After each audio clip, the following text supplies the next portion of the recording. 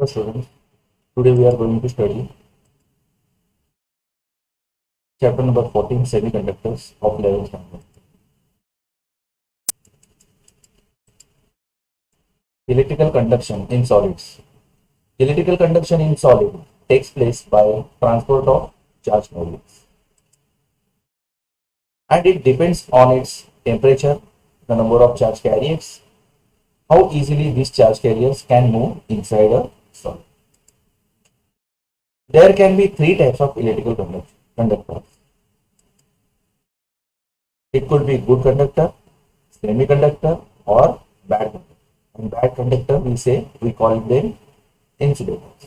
So, thus, electrical conduction in solid takes place by transfer of charge carriers. Conductors.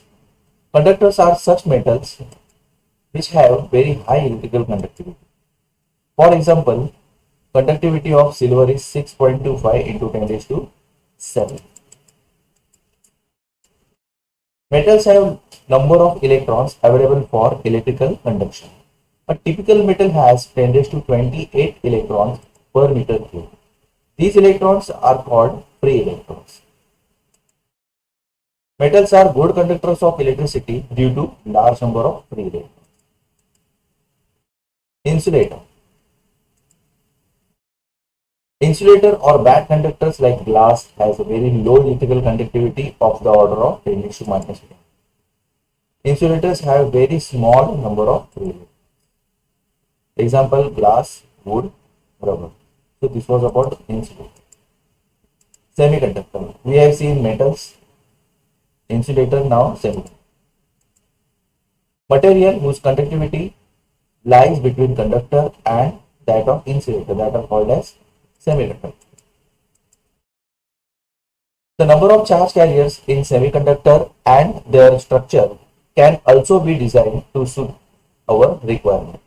So as per our requirement, we can have the number of charge carriers in semiconductor. Such materials are very useful in electronic industry and find applications almost in daily life like cell phone, smart watches, computer, LED lamp, tube lights, etc. Now, temperature dependence of electrical conductivity. When the temperature of a semiconductor is increased, its conductivity also increases. If you see this diagram carefully, then you will find that here in the semiconductor, if the temperature is increasing, the conductivity increases. Okay. But in case of metal, if you see, then you will find that as the temperature is increasing, the conductivity is decreasing. The electrical conductivity of a metal decreases with increase in its temperature. Classification of semiconductors. Semiconductors are classified in elemental semiconductor, silicon, germanium, compound semiconductors, chromium sulfide, zinc sulfide, and organic semiconductors. So we have three: elemental, compound, and organic semiconductors. Elemental semiconductors are and compound semiconductors are widely used in electronic industry, and organic semiconductors have lesser applications. Conduction mechanism with band theory. An isolated atom has its nucleus at the center, which is surrounded by number of revolving electrons. This we know very well. These electrons are arranged in different and discrete energy levels. Okay, so these electrons are arranged in discrete energy levels. When the solid is formed, large number of atoms are packed in it. We know this. The outermost electronic energy level in solid are occupied by electrons from all atoms in solid. So this outermost electronic energy level in solids are occupied by electrons. The electronic configuration of sodium is 1s2, 2s2, 2p6, 3s1. And for sodium atom, topmost occupied energy level is 3s. We can see this 3s. This energy level is called as valence level, and the corresponding energy band is called as valence band. Okay, so here we come to know about valence level and valence band, outermost energy level. When the sufficient energy is provided to electrons from valence band, they are raised to higher energy level. Okay. Thus, the immediately next energy level that electrons from valence band can occupy is called conduction level. So after valence level, we have what? Conduction, and the band correspond to conduction level is called as conduction band. Now see here, in the diagram you can see this is a conduction band and valence band, and here in between them there is a gap. This gap is called as energy. In the semiconductor or insulator, there is a gap between bottom of conduction band and valence band, and this gap is called as energy gap, or also it is called as band gap. Electrons from the valence band can be excited to the empty conduction band if thermal energy gained by these electrons is greater than band gap.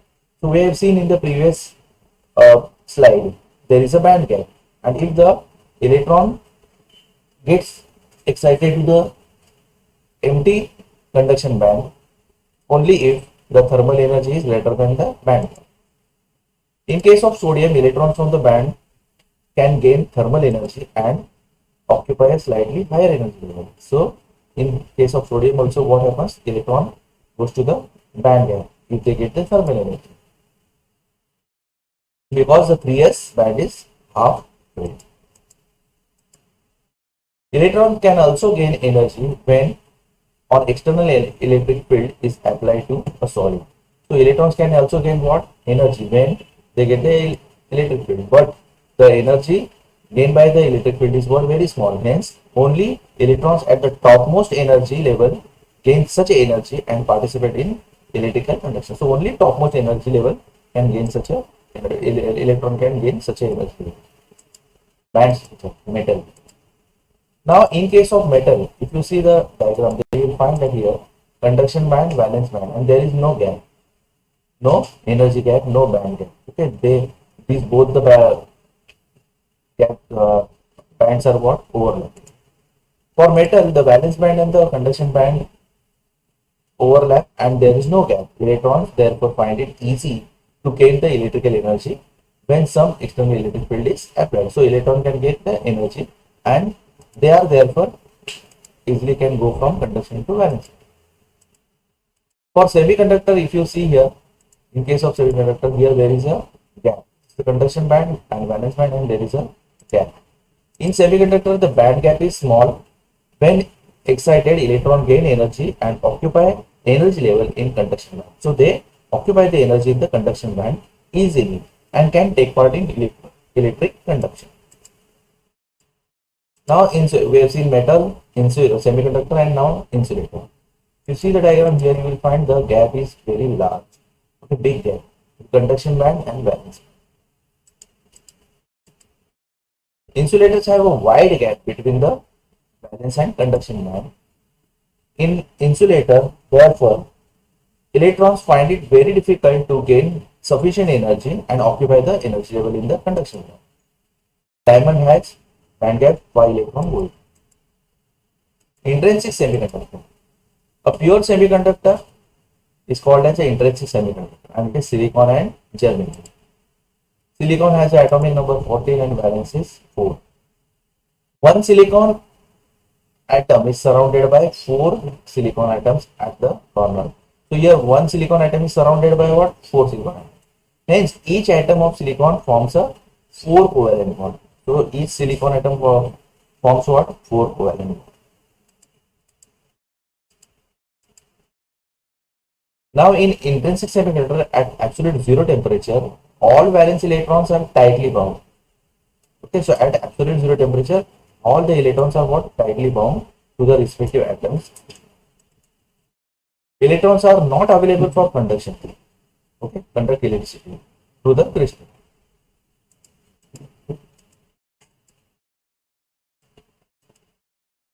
Now after absolute zero temperature, here at room temperature, few covalent bonds are broken due to the thermal addition. Now due to thermal addition at room temperature, the covalent bonds are broken, and some valence electrons can gain energy.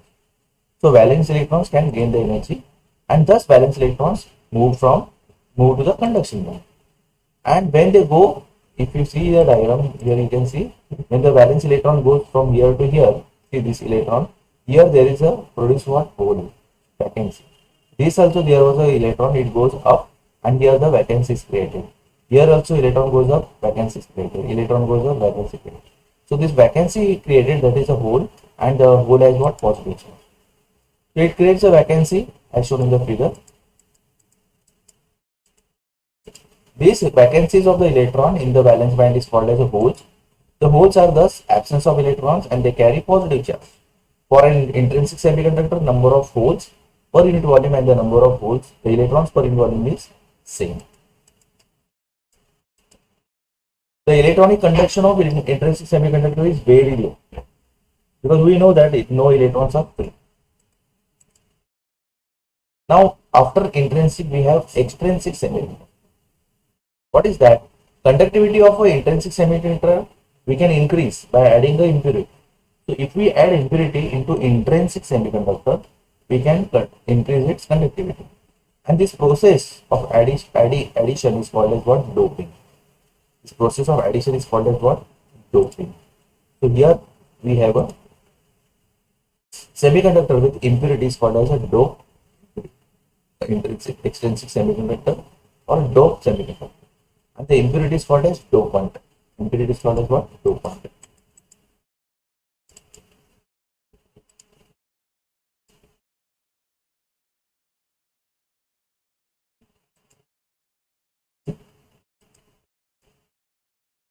Silicon or germanium can be doped with pentavalent impurity, such as phosphorus, arsenic, antimony, and can be doped with trivalent impurity as boron, aluminium, and indium.